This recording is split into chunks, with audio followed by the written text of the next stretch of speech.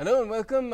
It is that time of the day when we are back with Dr. Speak, the show where you can call us. You can also get on Facebook and Twitter with us, pose your queries, any medical query that is related or unrelated even to COVID-19, because that's what we've been doing right since this pandemic has been taking shape. We've been getting across to doctors, other experts as well, and we've been taking you on phone calls. The number is down at the bottom of the screen, flashing already. You can call us up and we will take your questions right to our experts, because that's what the show is all about, isn't it, Jaya? जी हाँ बिल्कुल, ये एक live phone in programme है। आप अपने phone कर सकते हैं और हमसे सवाल पूछ सकते हैं, क्योंकि कोविड के नियंत्रण के मामले में भारत दुनिया के दूसरे देशों के मुकाबले बहुत बेहतर है। उससे भी तेजी से मरीज स्वस्थ हो रहे हैं। इस वक्त अगर हम रिकवरी रेट की बात करें तो 63% से ज्यादा हो चुका है इस वक्त का रिकवरी रेट। इसलिए हम चाहते हैं कि कोरोना के खिलाफ हमारी जंग जारी रहे। आपके मन में कोई भी सवाल है तो आप तुरंत हमें फोन लगाएं। हमारा डीडी न्यूज का फेसबुक और ट्विटर हैंडल पर भी आप अपने सवाल पूछ सकते हैं। हमारे साथ इस वक्त डॉक्टर्स का एक खास पैनल जुड़ेगा। अगर हम बात करते हैं तो डॉक्टर रवि कीर्ति, एचओडी मेडिसिन, एम्स पटना, इस वक्त हमारे साथ जुड़ चुकी हैं। आप सभी से दरख्वास्त है, तमाम हमारे दर्शक इस वक्त आप अपने सवाल पूछ सकते हैं। Right. Let's start with you, Dr. Ravi Kirti. If looking at the situation as far as coronavirus, the pandemic is concerned in the country, do you think people are taking sufficient precaution? Because we have situations where in certain geographical areas, if you talk about Bangalore, if you talk about certain districts in Bihar, now we're hearing about Goa and Odisha as well, lockdowns are being reimposed. What is that telling you? Cause for concern, because we have seen quite a phenomenal rise in some parts of the country lately, and now we are number 3 in the world in terms of the total number of cases. So definitely there is a need to be more careful than we already are. And yes, when I go out on the streets, I do see a lot of people in close proximity to each other, not wearing masks, and this is the perfect condition for the virus to spread and affect more and more people. And if we are not careful at this point of time, soon we will be in a situation where we will have saturated or super saturated our healthcare facilities. So the short answer to your question is no, I don't think we're careful enough. Doctor Kirti, साथ ही साथ ये सवाल भी मन में आता है कि जो तमाम लोग इस वक्त एसेंशियल सर्विसेज के साथ जुड़े हैं, जिनको अपने घरों से बाहर निकलना ही है, काम करना है, उन लोगों के लिए और भी ज़्यादा चुनौतीपूर्ण हो जाता है कि हम रोज़ाना वो तमाम जो सुरक्षा मानक है उनका कड़ाई से पालन करें।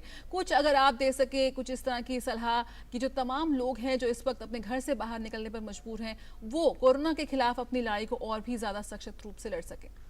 जी जी, बहुत ही प्रासंगिक प्रश्न है आपका, और आपने बहुत अच्छा कहा कि जो लोग मजबूर हैं घर से बाहर निकलने को, तो मैं समझता हूं कि आपके इस वक्तव्य में यह निहित है कि जो लोग घर से काम कर सकते हैं, people who can work from home, उन्हें घर से ही काम करना चाहिए।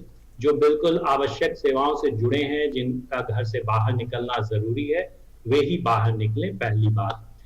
जो बाहर निकल रहे हैं वो सोशल डिस्टेंसिंग यानी कि सामाजिक दूरी बनाए रखने के जो सिद्धांत हैं उनका बिल्कुल सख्ती से पालन करें, ये आवश्यक है। तो पहली बात तो ये है कि हम कार्यस्थल पर एक दूसरे से अधिक दूरी बनाकर रखें।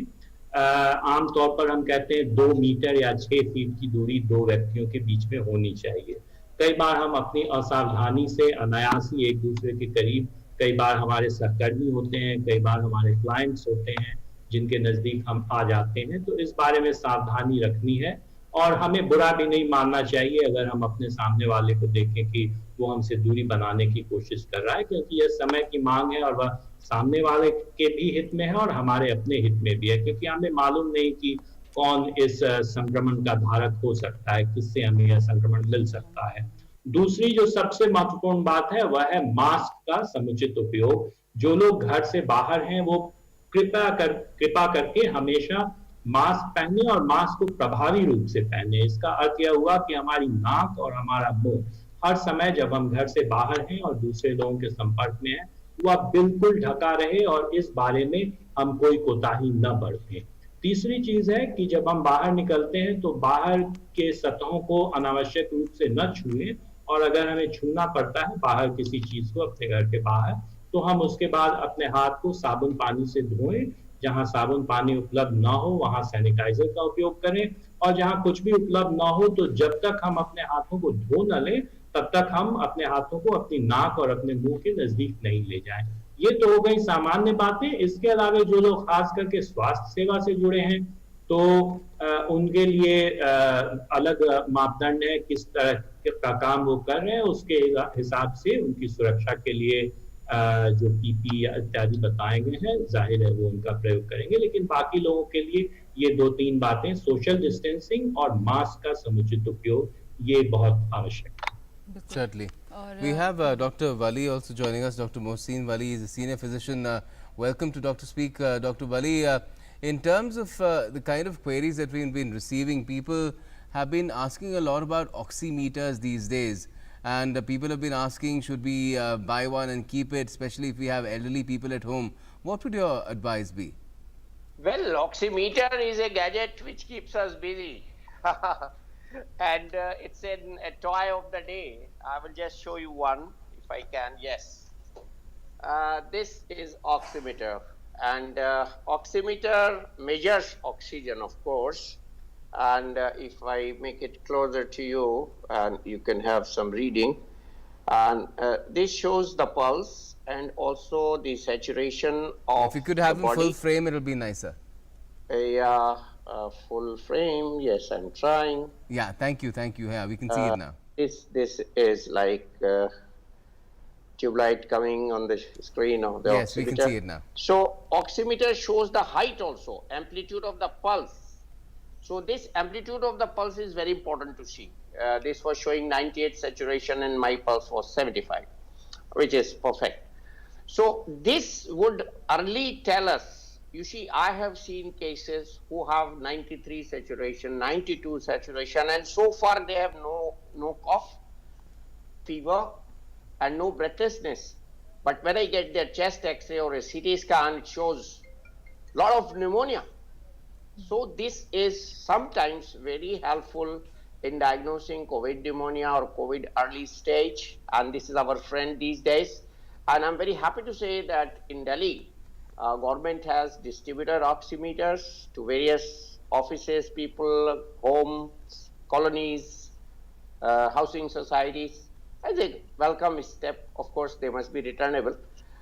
It's costing around 1,500 rupees in the open market, but since some people are selling it for some higher price, so maximum price offered is 2,000 rupees. Don't buy beyond that. A good quality oximeter should not cost more than 2,000 rupees. बिल्कुल Our average cost is 1,500 rupees. So this is helpful to know our capillary oxygen. And if the capillary oxygen is 97, 98, 99, in some cases 100, that there is no cause to worry. So this keeps a lot of people from queuing up in the hospital. आप अस्पताल चले गए, घबराहट में चले गए, आपको गला खराब हुआ, वायरल फेरिंजाइटिस हुआ, आप जल्दी से कोविड वाली लाइन में लग गए जाके और आप कोविड ले आए घर पे, या आपने हॉस्पिटल की भीड़ को बढ़ा दिया. So that will not happen if you have an oximeter at home. And oximeter is a friend, and people should not get neurotic that every time they are putting this on finger and seeing it every 10 minutes. No.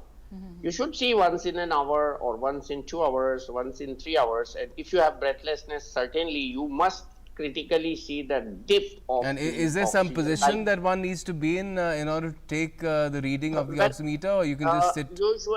Usually it should be worn on an index finger. This is a shape which is not very commonly seen in the market. It's my personal one, and in the market it's slightly bigger than this. And I have on the other hand of the table, if I get up, it will distort your image. So this is a friend today, and this is a good friend. There's no need to keep oxygen cylinders at home, no need. But if you can have oxygen concentrator, that could be in addition you can keep. And many homes have people who have lung disease patients, chronic lung disease patients, and they are on maintenance oxygen, so they have portable or they have a static oxygen concentrator. So these two combined would 50% treat COVID symptoms. बिल्कुल तो मददगार साबित हो सकता है oximeter, लेकिन बिल्कुल। खरीदते वक्त ध्यान रखें, जिस तरह से डॉक्टर वली ने बताया। हमारे साथ इस वक्त doctor Manisha Thakur, professor department of medicine, Safdarjung hospital भी इस वक्त जुड़ गई है। बहुत बहुत स्वागत है आपका मैम डॉक्टर स्पीक में। आपसे सवाल यहाँ पर लेंगे। फेसबुक पे एक सवाल हमारा यहाँ पर आ रहा है। राज ये पूछना चाहते हैं कि कई ऐसी खबरें बीच बीच में आ रही थी कि ये जो वायरस है वो हवा में भी है, तो ऐसे में किस तरह से हम इस बात का ध्यान रखिए? क्या ये जो तमाम इस तरह की खबरें आ रही हैं, क्या वो सही है? देखिए, ऐसी बहुत सारी अभी रिसेंटली मतलब हाल फिलहाल कुछ रिपोर्ट्स ऐसी आई हैं कि वायरस हवा के द्वारा भी एक मनुष्य से दूसरे मनुष्य में फैल सकता है, ऐसे कहा गया है, या कुछ रिपोर्ट्स इस तरीके से आई हैं। लेकिन ये बहुत इसके लिए कुछ चीजें इसके साथ और भी जुड़ी हुई हैं जो मैं आपको बताना चाहती हूँ। ये हवा से फैलता है या नहीं, अगर ये फैलता भी है तो आपको डिस्टेंस अगर आपने रखा हुआ है 6 फीट का डिस्टेंस, और अगर 2 मीटर आप सामने वाले व्यक्ति से दूर खड़े हैं, आपने जैसा डॉक्टर रवि कीर्ति ने आपको बताया, आपने पहले मास्क पहना हुआ है, आप एक प्रॉपर डिस्टेंस पे खड़े हुए हैं, तो आपके पास ये बीमारी दूसरे बंदे से, मतलब दूसरे मनुष्य से या दूसरे जो इन्फेक्टेड पर्सन है उससे आने के चांसेस बहुत कम है। इसके अलावा मैं ये भी कहूंगी कि अगर आप एक क्लोज्ड रूम में हैं, मतलब जहाँ पे एयर सर्कुलेशन में नहीं है, आप किसी बंद कमरे में हैं, छोटे कमरे में हैं या लिफ्ट में हैं, जहाँ पे आप चारों तरफ से हवा का कोई प्रवाह नहीं है, अगर आप ऐसी जगह पर खड़े हैं तो शायद अगर आपके सामने कोई इन्फेक्टेड इंसान है या पेशेंट है तो उससे आपको हो सकता है। लेकिन अगर आप बाहर पार्क में हैं या आप सड़क पर हैं जहां पर एक हवा का कंटिन्यूअस, मतलब लगातार हवा एक प्रवाह में है, मतलब एक तरफ से हवा आती है और दूसरी तरफ चली जाती है, तो हवा का डायरेक्शन, क्या वो आपके सामने वाले व्यक्ति की तरफ से आपकी तरफ आ रही है या आपकी तरफ से उसकी तरफ जा रही है, बहुत सारी चीजों पे वायरस का स्प्रेड डिपेंड करता है।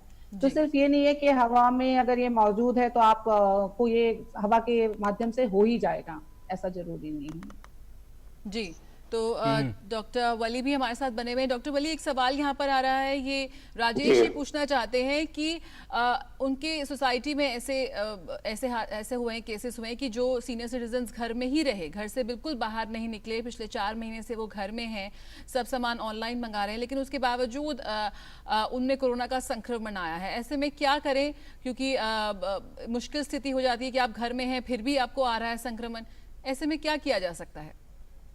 हाँ, हम लोग बार बार बताते रहे हैं कि घर में जब एल्डरली पेशेंट्स होते हैं, हमारे बुजुर्ग होते हैं, तो उनके पास कम से कम लोग अंदर जाएं, क्योंकि वो जो जाने वाले हैं वो कोरोना के कैरियर बन सकते हैं, और अगर वो बाहर से होकर आ रहे हैं तो इसके चांसेस और भी ज्यादा बढ़ जाते हैं। तो उनको बहुत ही सावधानी पूर्वक, अगर शू कवर उनको मिल जाए, आजकल शू कवर बहुत कॉमन है, मैं इसलिए इसकी बात कर रहा हूँ, हमको थोड़ा आगे भी बढ़ के बात करनी चाहिए। घर में शू कवर का इस्तेमाल करें। उसके अलावा मास्क, जैसे अभी डॉक्टर साहब ने बताया, मास्क का इस्तेमाल करें, हैंड सैनिटाइजर का इस्तेमाल करें, और दूरी बनाकर उनसे अंदर जाएं, और उनको जो खाना वगैरह देना है वो सब देना है, वो प्रेफरेबली डिस्पोजेबल बर्तनों को यूज करें, घर में ज्यादा महंगे नहीं होते। तो इस तरह से अगर हम करेंगे, और उनका ग्लास ना यूज करें, उनकी प्लेट ना यूज करें, तो बहुत हद तक उनको बैरियर हो जाएगा। एक हम बैरियर नर्सिंग करते हैं, हॉस्पिटल्स में भी करते हैं, बैरियर नर्सिंग करते हैं, तो बैरियर नर्सिंग में ये सब सावधानियां होती हैं। तो बैरियर नर्सिंग के स्टेज पे हमको उनको रखना है, और उनके ज्यादा फैमिली मेंबर्स को से उनको एक्सपोज नहीं करना है, तो ये जरूरी हो जाता है। दूसरे ये है कि उनको, हमको जो टीके वगैरह हैं इन्फ्लुएंजा और निमोनिया के, वो लगवा लेने हैं, और उनको प्रोटेक्ट करके रखना है। उनको भी अगर हो सके तो वो मास्क लगा लें, तो उनके लिए भी बहुत अच्छा है कि हमारी सांस मास्क से निकल के उनको नहीं जाएगी। ये एक एडिशनल प्रिकॉशन है, क्योंकि आपने जो सिचुएशन दी है वो बड़ी ही परेशान करने वाली है। So we have to see that at no stage our breath does not cross the mask. Right, Dr. Wali, we have a caller calling us from Srinagar. Shabir is joining us on the phone line. उनके room में एक exhaust fan लगवा दें, ये बहुत अच्छा है। और जब हम उनके कमरे में जाएं तो सीलिंग फैन ना चल रहा हो, और अगर एसी विंडो टाइप का है तो उसको एग्जॉस्ट मोड पे रखें। अगर स्प्लिट टाइप का है, तो उसको भी हम आजकल उसमें एक सेफ मोड आता है, उसमें हेल्थ मोड पे रखें तो फिल्ट्रेशन अच्छा होता है। तो ये सब सावधानियां कमरे के अंदर की, बाहर की, कमरे की चौखट की, और उनके कमरे में पोछा लगवाएं फिनाइल से या कोई और आपके पास डिसइंफेक्टेंट अच्छा हो। आजकल बहुत से डिसइंफेक्टेंट आ गए हैं बाजार में, तो डिसइंफेक्शन उनके कमरे का प्रॉपर हो। और कुछ ना हो तो एक देसी तरीका है, लोबान जला दें, कपूर जला दें, अगर उनको एलर्जी ना हो इन चीजों से, तो ये कमरे को साफ सुथरा रखने से ये नहीं होगा। Okay. We have a caller joining us from Srinagar, Shabbir on the phone line. Shabbir, go ahead, ask your question. आप अपना सवाल कर सकते हैं. Yes, sir. I'm Sridhar from Srinagar. Sir, I want to ask the doctor that we heard all the things from the respectable doctors, but I want to know one thing, that at what stage that the work of this vaccine is this time? Because by knowing these things, we will get some satisfaction, because the rate of this coronavirus is speeding up even in Srinagar, sir. I want to know the full update of the vaccine stage. At what stage all the countries, at what stage this vaccine work is this time, right now, sir? Okay. Dr. Ravi Kirti, would you like to answer that question? He was asking for an update on, where is the vaccine development process and how soon can we have a vaccine for COVID-19? Right, so there is work going on vaccines in several parts of the world. Now, in the normal course of things, it takes up to 10 to 15 years to develop a vaccine. However, given the pandemic situation and the speed with which the virus is spreading and the way it has brought the world on its knees, work is going on at a war footing. There are some promising results coming. There's one trial going on in Oxford, which has made some progress, and there are some promising results. There's another one in America, which is a messenger RNA vaccine. Again, they have shown some positive results in terms of the antibody titer that it produces in people who receive the vaccine. Being very optimistic, and what I hear from the people who are working on these vaccines is that we might have something by September, October.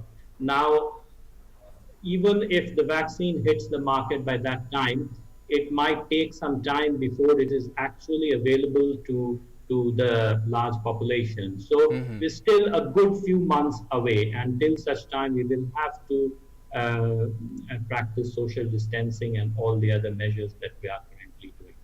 Right, and there have been claims made by the Russians as well that they have already developed the vaccine. Has that been validated as yet? Very preliminary results. I think we need some more data before we can really look forward to those vaccines. Just to add to that, there is some work going on in our country as well. So the Indian Council of Medical Research, ICMR, is also conducting a trial on vaccines at several centers. It's a multi-centric trial going on. The sponsor is a company called Bharat Biotech. I think they're based in Hyderabad. So there's some work going on in our country as well. And so let's see. Doctor Manisha भी हमारे साथ बनी हुई है। आपसे ये सवाल पूछना चाहेंगे कि एक कॉलर हमसे पूछना चाहती है कि फेसबुक पे सोशल मीडिया के थ्रू कि उन्हें अब ट्रैवल करना है। सृष्टि ये जानना चाहते हैं कि उन्हें ट्रैवल करना है, दिल्ली से वाराणसी उनको जाना है और उनके साथ उनकी 5 महीने की छोटी बच्ची है और उनको अकेले ही जाना है। ऐसे में कौन सी वो तमाम सावधानियां हैं जो उनको इस वक्त ध्यान में रखनी होंगी और कितना सेफ होगा ट्रैवल करना?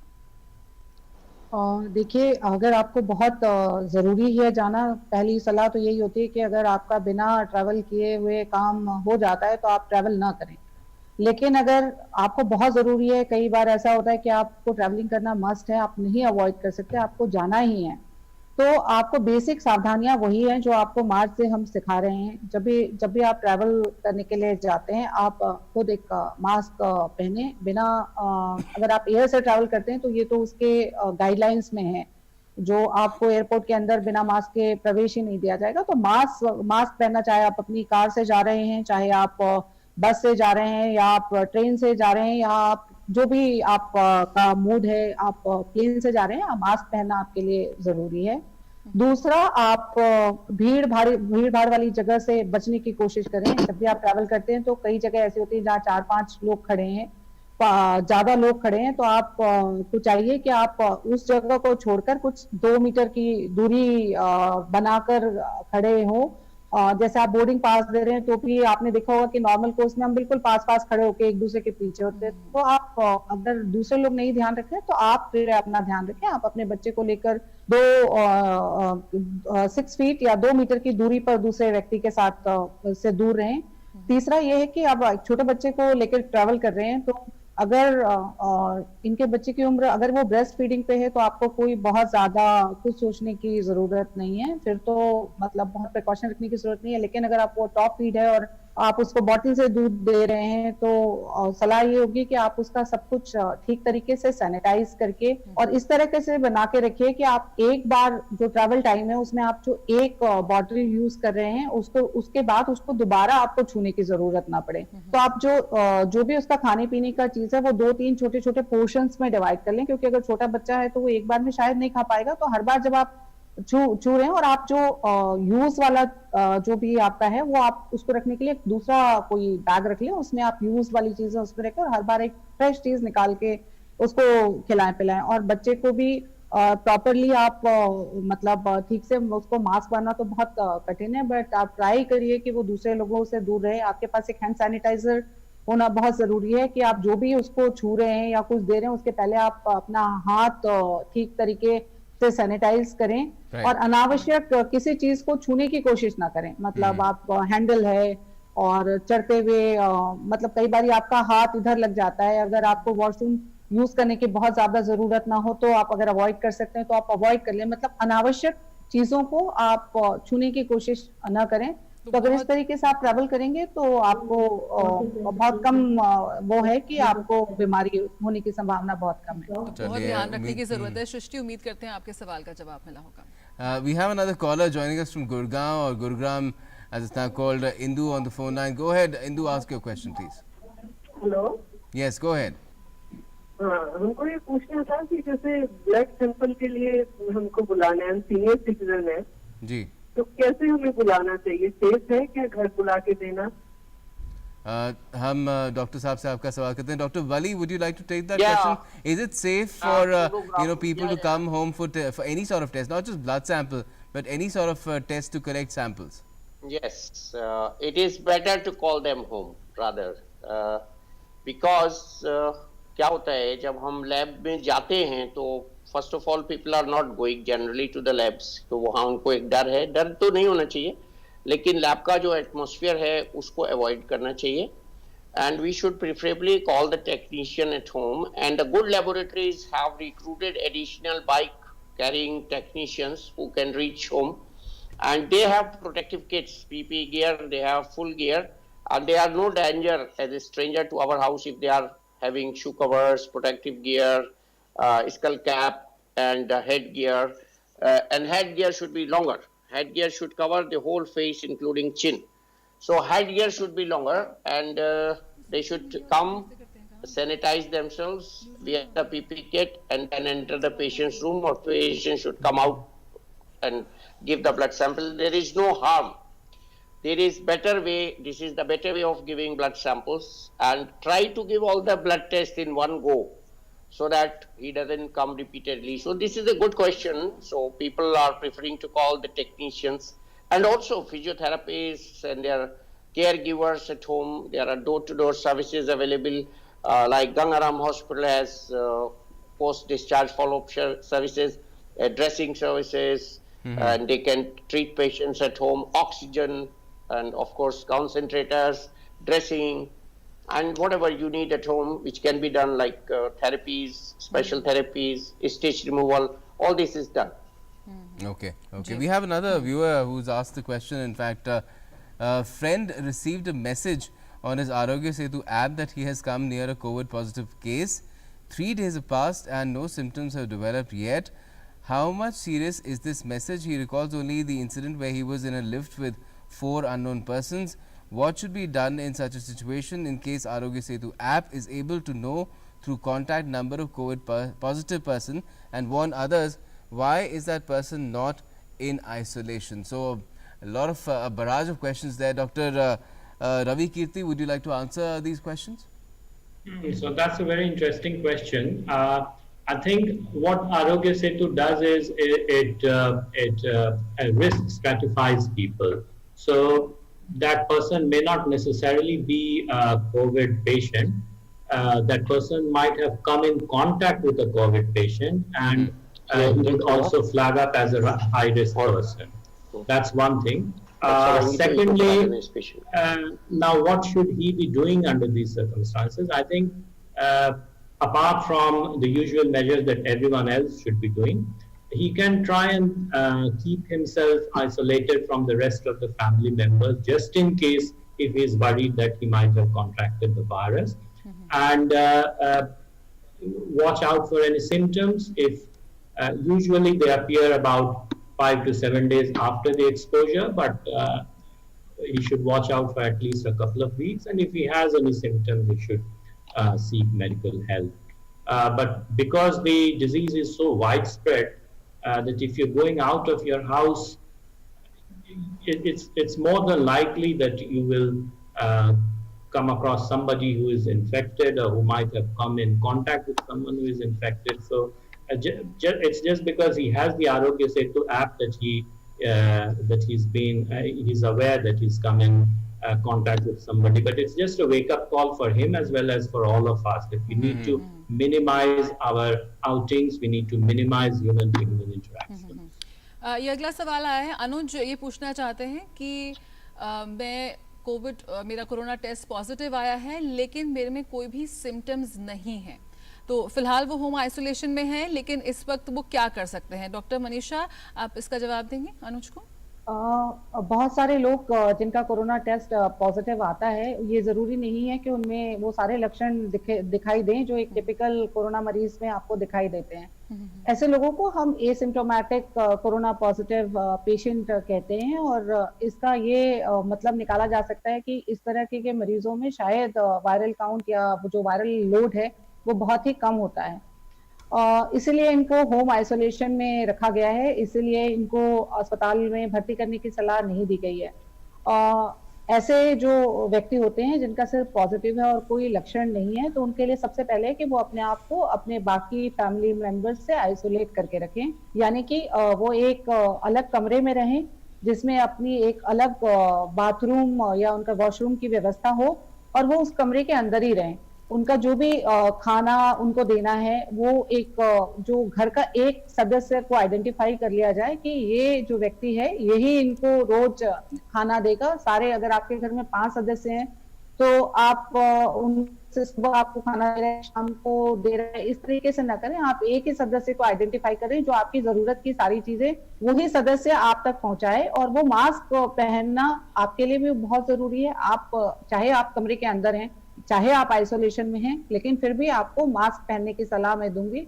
और जो व्यक्ति आपका केयर टेकर है, जो आपको घर में आपका ध्यान रख रहा है, वो व्यक्ति जब भी आपके पास आपके संपर्क में आए या आपके कमरे के बाहर कुछ चीजें देने आए तो उसका मास्क पहनना बहुत जरूरी है।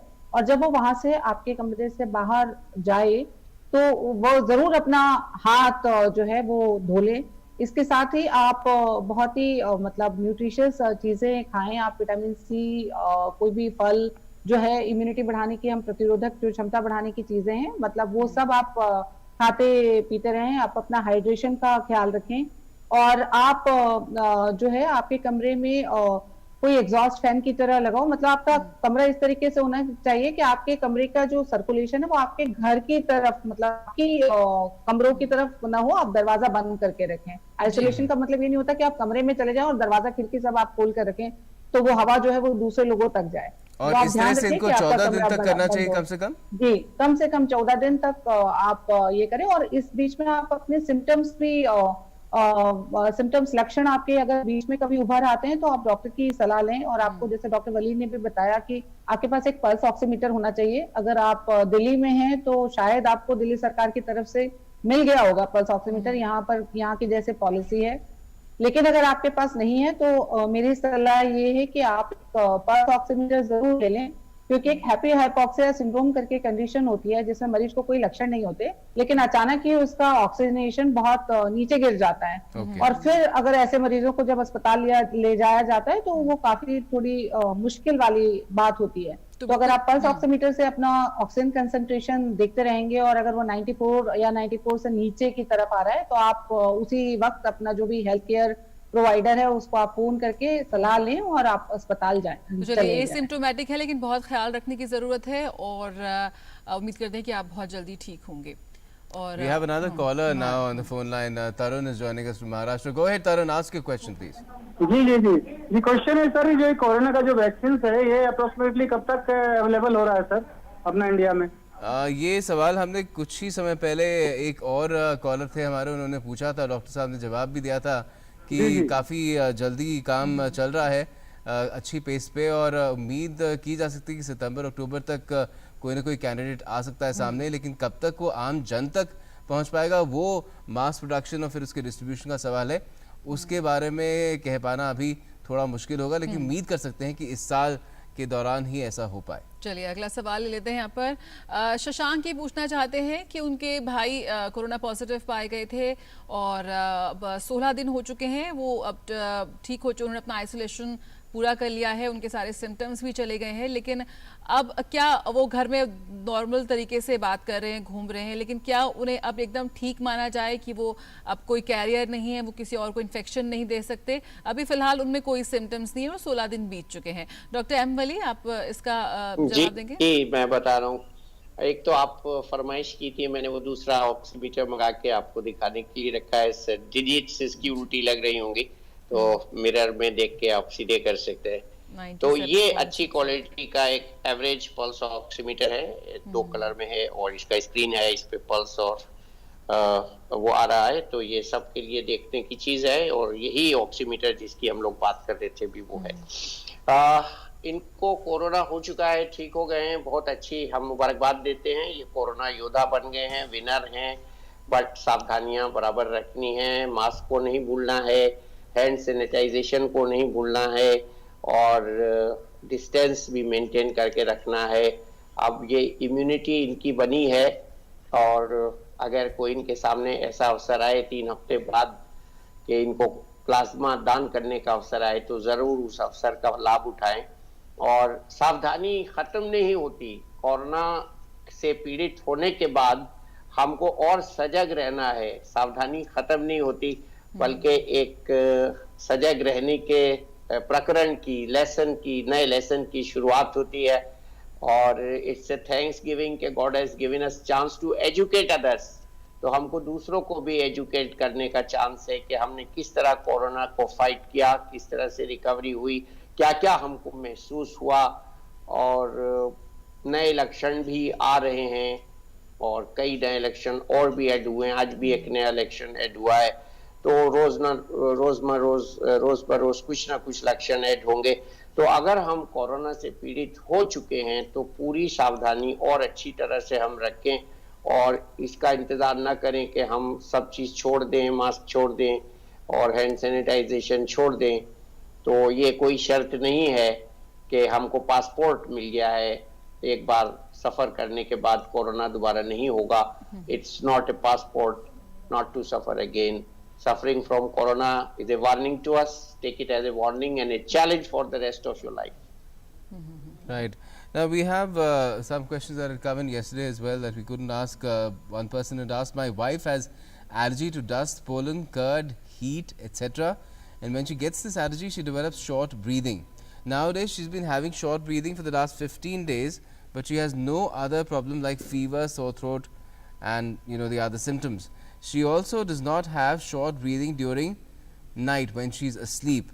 So does she need to get tested for coronavirus? Dr. Ravi Kirti, would you like to answer that? Okay, so once again, a very practical question. So people who usually suffer from asthma, so allergic rhinitis where people have runny noses and sore throat, and asthma where people actually feel breathless. These are all part and parcel of the same disease process. And people who have asthma, they would usually know whether this breathlessness is similar to their pre-existing asthma attacks or this is different. That's one thing. Secondly, people who have asthma and they have been on inhalers, they've been prescribed inhalers, they must make sure that they take their regular inhalers and not be complacent about it, because obviously when they get breathless, it would be very difficult to find out whether this is their asthma playing up again or whether this is a COVID infection. So the best thing is that they must use their regular inhalers, and usually asthma patients also have a reliever inhaler to take it when they feel breathless.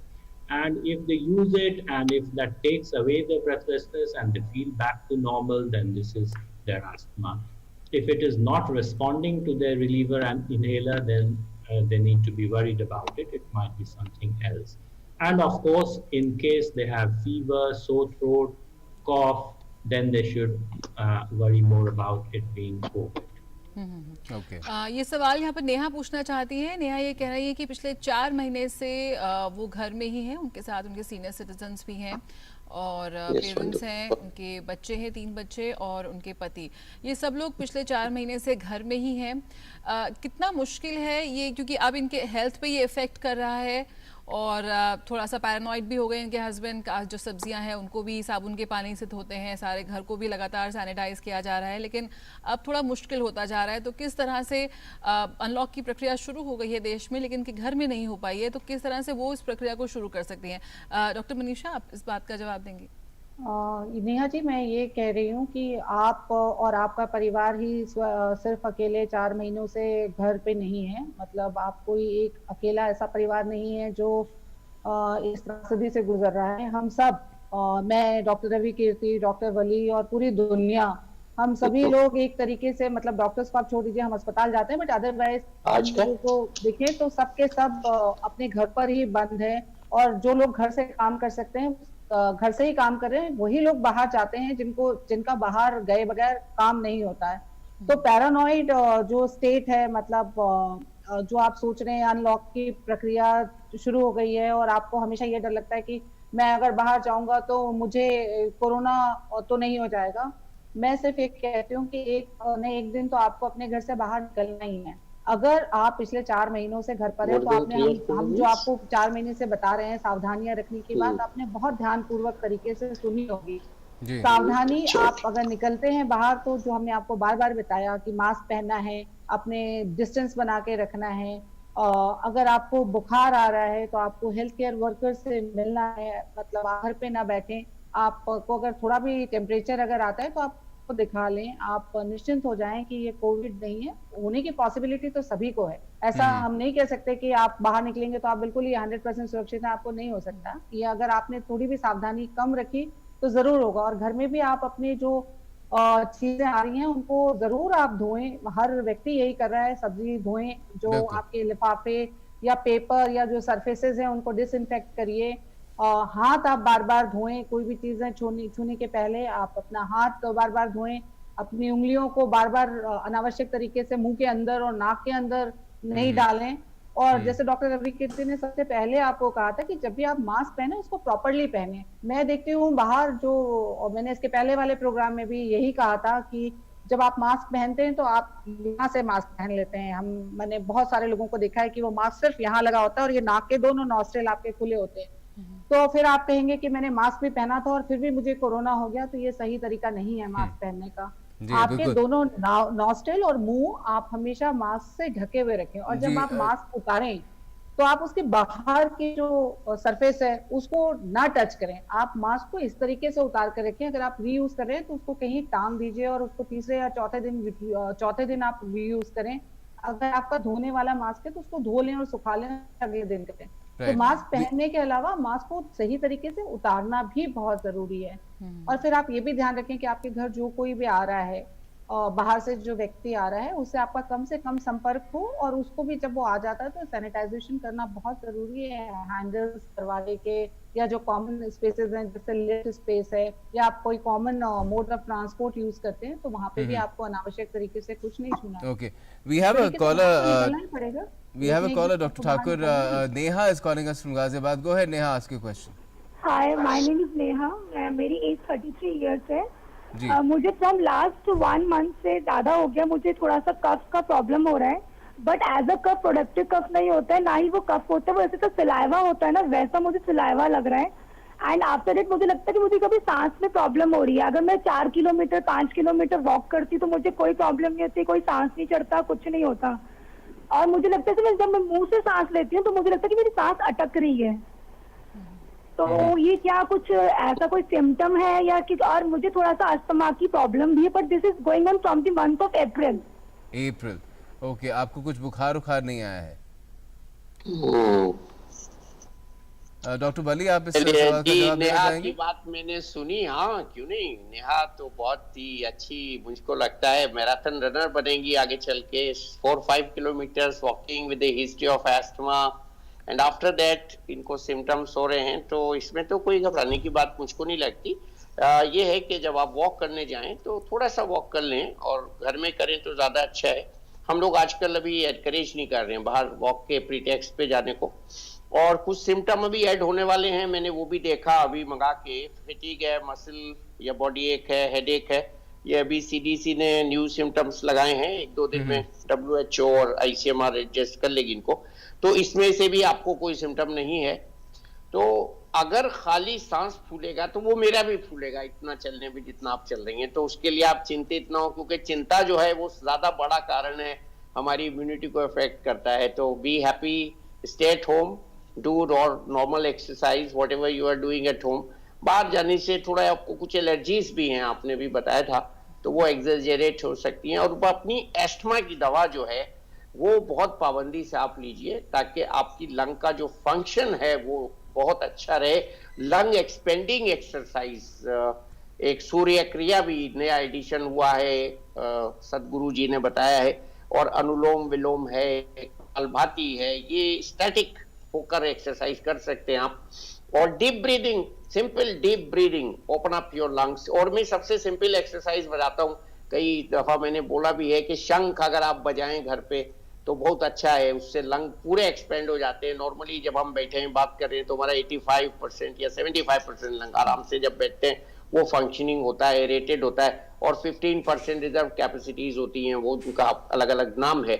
तो उसको हमको blow करने के लिए या तो बांसुरी बजाएं, शंख बजाएं, और कुछ ना हो, सिंपल चीज जो मैं बताना चाह रहा था, वो बैलून फुलाइए. बड़े साइज का थोड़ा बैलून लीजिए, बैलून फुलाइए इन एंड आउट. वो बहुत अच्छा सिंपल व्यायाम है लंग्स को इलास्टिक बनाने के लिए, हेल्दी बनाने के लिए. और अगर जो आपने सिक्रीशंस बताए, पतले सिक्रीशंस हैं, खांसी को रोकने की कोई दवा मत लीजिए. सिक्रीशंस को अगर पतला करने की कोई दवा आपका डॉक्टर देना चाहे, ऐसी दवा आती है जिसको म्यूकोलिटिक्स कहते हैं, उसको ले लें, स्टीम ले लें, बहुत अच्छा होगा. और खट्टी चीजें और जूसेस वगैरह या ठंडी चीजें अवॉइड करें.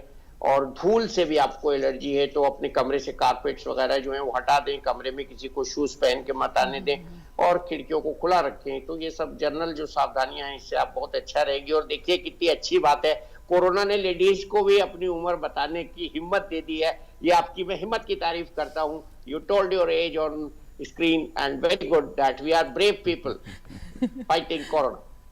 Definitely, that is quite brave. या बहुत अच्छे से एमिली साहब आपने बताया.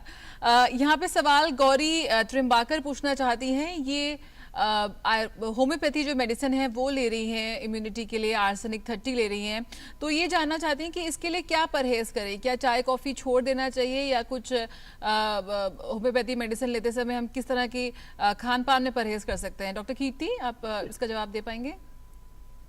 मैं होम्योपैथी का जानकार नहीं हूँ, इसलिए मेरे लिए बताना थोड़ा कठिन है. हमारे पैनल पे कोई है नहीं होम्योपैथी के. हाँ, मैं बताता हूँ. ये होम्योपैथी वाले जो है ना, ये पहले तो आर्सेनिक खिलाते हैं. आर्सेनिक जो है, पता नहीं इसमें आर्सेनिक नाम तो डरावना है, रिकमेंडेड भी शायद ये नहीं है आर्सेनिक.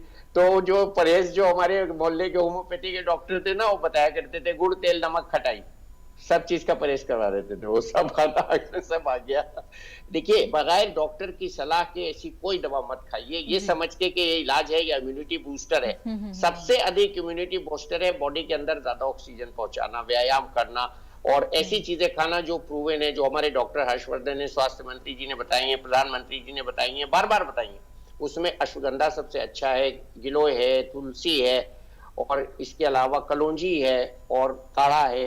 तो ये सब चीजें आप बहुत आराम से खा सकते हैं। होम्योपैथिक दवा के कभी कभी साइड इफेक्ट्स बहुत जबरदस्त हो जाते हैं, और जो दवा आयुष मंत्रालय की रिकमेंडेड है वो दूसरे नाम से है, और वो ये दवा नहीं है। I am very sure about it. कौन सी?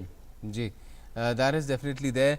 We have another a viewer who's wanting to know that he just found out that a person he was in contact with has turned out to be COVID positive, but this person is saying that he keeps on checking his Arogya Setu app and it says that he's safe.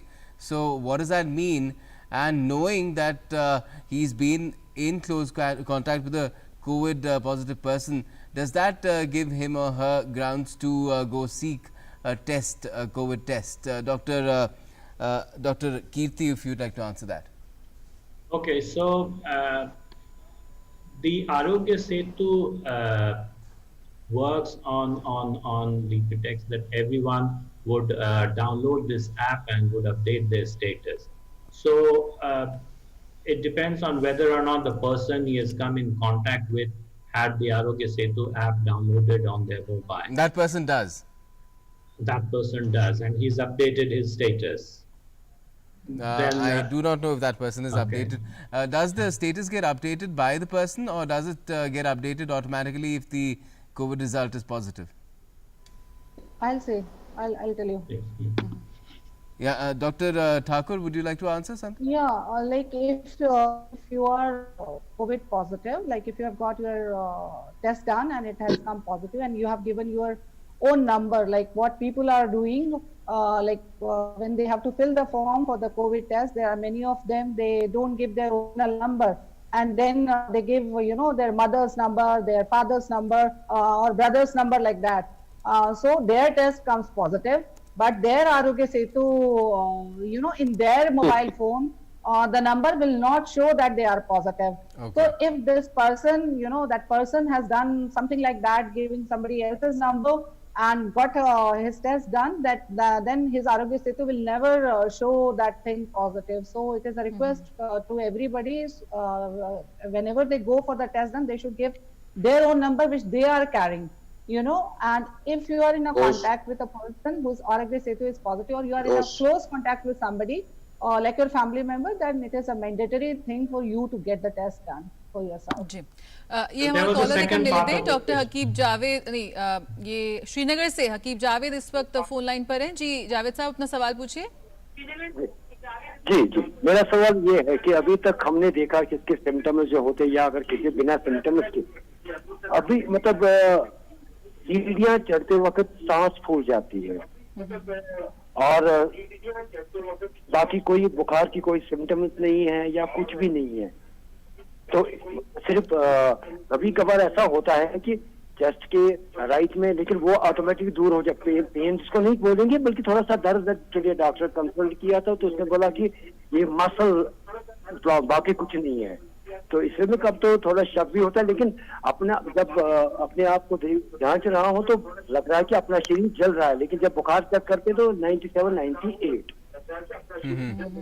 Okay, वही इसी तरह की बात है कि हमें कई बार symptoms feel होते हैं। मेरे ख्याल से देनी होगी, क्योंकि इसके बारे में सांस फूलने की जो आपको परेशानी आप कह रहे हैं, वो फिटनेस लेवल पे भी डिपेंड करती है, उम्र पे भी डिपेंड करती है, वेट पे भी शायद डिपेंड कर सकती है। तो ये जानकारी आप शेयर करना चाहेंगे हमारे साथ? इनसे पूछिए, इनको कोई और बीमारी भी है क्या, like he is he diabetic, और इनको ब्लड प्रेशर की शिकायत है, इनकी उम्र क्या है, ये स्मोकिंग करते हैं? हार्ट का है, आपको कोई दिक्कत है? आपको कोई दिक्कत है, ये सब आपको बताना पड़ेगा ना। आपको शुगर है, आपको ब्लड प्रेशर है, आपको ओबेसिटी है, स्मोकर है। हाँ, बताइए क्या बता रहे हैं आप? सिर्फ एक्यूट कोलिसिस्टिस है, कोलिसिस्टाइटिस एक्यूट। अच्छा, गॉल ब्लैडर आपकी निकाली गई है? और कोई ऐसी कोई प्रॉब्लम नहीं है। बाकी डायबिटिक नहीं हूँ मैं, और एज मेरी है 52। अच्छा, देखिए ऐसे है कि अगर आपको सीढ़ी चढ़ने से सिर्फ सांस की तकलीफ हो रही है, तो इसको हम एक्सर्शनल डिस्निया कहते हैं। मतलब ये एक कॉमन लक्षण जो है वो हार्ट की बीमारियों में कहा जाता है कि उनको एक्सर्शनल डिस्निया होता है, मतलब चलने से या सीढ़ी चढ़ने से इसको एक टाइप का एंजाइना भी हम कह सकते हैं, मतलब चेस्ट का प्रॉब्लम, हार्ट का प्रॉब्लम हो सकता है। तो आप इसको बिल्कुल हल्के में ना लें। सीढ़ी चढ़ने से अगर आपका सांस फूल रहा है, मतलब अगर आप 4 तला पहले चढ़ जाते थे और अब आपको 4 तला चढ़ने में दिक्कत हो रही है, तो जरूर ये नॉर्मल नहीं है। लेकिन अगर आप पहले 2 तला चढ़ते थे और अब आप 4 तला चढ़ने लगे और सांस फूलने लगी है, तो ये नॉर्मल है। जो आप पहले नहीं करते थे और अचानक करने लगे हैं, तो फिर सांस फूलना, जैसे मैं अगर चढ़ जाऊं 7वीं मंजिल तो मेरा भी सांस फूलेगा। लेकिन अगर आप 4 मंजिल पहले चढ़ते थे और अब आपका सांस फूल रहा है 4 मंजिल चढ़ने से, तो ये हार्ट की या आपके दिल की बीमारी का पहला लक्षण हो सकता है। तो आप इसको एक किसी भी डॉक्टर, किसी भी अस्पताल में जाकर अपना ब्लड प्रेशर और एक बार अपना ईसीजी और हार्ट की जांच जरूर करा लें। ये कोरोना तो बिल्कुल नहीं है, definitely it is not corona, ठीक है। कोरोना इस तरीके से नहीं होता है, लेकिन आपके दिल की जांच करना बहुत जरूरी है, वो आप कराएं। लगातार हम शारीरिक स्वास्थ्य की बात कर रहे हैं, लेकिन इस वक्त कई जो और भी हम इस तक सवाल देख रहे हैं, कई क्वेरीज देख रहे हैं, तो एक जो मानसिक जो संतुलन है वो बनाए रखना इस मुश्किल दौर में, वो कितना मुश्किल इस वक्त हो रहा है। जो हर वक्त मन में वहम रहता है, हर वक्त मन में डर रहता है, कोई भी अगर सिम्टम आता है, अगर सर दर्द भी होता है, अगर हम बहुत लंबा काम कर लेते हैं, तो अगर हमें बॉडी पेन हो रहा है, बॉडी एक हो रहा है, तब भी ऐसी महसूस होता है कि कहीं हमें वायरस तो नहीं है। वली साहब, बहुत ही अच्छी तरीके से आप समझा रहे हैं। यहाँ पर भी आपका एक क्लिकोट लेना चाहेंगे। ऐसे बहुत से हमारे पास सवाल आ रहे हैं कि कितना इफेक्ट कर रहा है हमारा मानसिक हेल्थ पर ये पूरा कोरोना काल। देखिए, कोरोना ने सबके दिमाग को बहुत प्रभावित किया है। मेंटल हेल्थ एंड डिप्रेशन और हमारी साइकोलॉजिकल एडजस्टमेंट, मैं बार बार ये कह रहा हूँ, we are waiting for a new world order and we are waiting that more brotherhood, more adjustment and more simple life we should head for with all the precautions we are talking. Depression को fight करने के लिए exercise है बहुत अच्छा, proper sleep है बहुत अच्छी, और हमको रीडिंग है, हम रीड कर सकते हैं अपनी पसंद की चीज, और हम बहुत अच्छे से अपने फ्रेंड्स से फोन पे बात कर सकते हैं, वीडियो कॉलिंग कर सकते हैं। तो ये सब हम अगर करेंगे तो हम एक हेल्दी लाइफ स्टाइल को जिएंगे और बहुत हल्का हम खाना खाएं। Ladies have put on lot of weight, males have put on lot of weight, children have become chubby, they are eating junk food. खाने का बहुत ध्यान रखना है, हेल्दी डाइट, सादा जीवन, उच्च विचार की तरफ जाना है, और हमको बहुत ही अच्छे से अपनी जिंदगी को रखना है, संयम को कायम रखना है। और कभी कभी मैं लोगों से कहता हूं कि तैयार भी हो जाए कीजिए घर में, जैसे आप बाहर जाने के लिए तैयार होते हैं, लेडीज भी तैयार हो जाएं, फिर थोड़ा देर ड्राइंग रूम में बैठें, आपस में रिश्तेदारों को बुला लें, जो क्लोज हैं, पड़ोसी हैं, उनसे मिल लें, और इस तरह से एक नॉर्मल तरह का मिलियू घर में पैदा करें। ये नहीं कि साहब डिप्रेस पड़े, कोरोना हो गया, कुछ नहीं है, आमदनी भी तो कम हो गई लोगों की, बहुत परेशान है, फाइनेंशियल जो सर पे लोड पड़ा है ये बहुत ज्यादा लोगों को परेशान कर रहा है, इनकम का सहारा नहीं है, पूरी फिल्म इंडस्ट्री की शूटिंग बंद है, सीरियल की शूटिंग बंद है, तमाम ऐसे छोटे उद्योग धंधे हैं जिनमें कारीगर नहीं आने हैं वो बंद है, राजमिस्त्री काम, कंस्ट्रक्शन सब बंद है, पता नहीं क्या होने वाला है। इसलिए हमको इसके लिए तैयार रहना है, और 4 पैसे जो हमने बचा के रखे हैं उसको खर्च करने का यही वक्त है, उसको आप निकालिए, अपने ऊपर खर्च कीजिए। बड़ों से हमने सुना है कि जो पैसा खा लिया और अपने ऊपर खर्च कर लिया वो तुम्हारा है, और जो छोड़ के तुम चले गए वो पराया है, दूसरा है। इसलिए अपना पैसा अपने लिए इस्तेमाल कीजिए, उसको एंजॉय कीजिए, और घर में रहकर भी बहुत से मनोरंजन हो सकते हैं।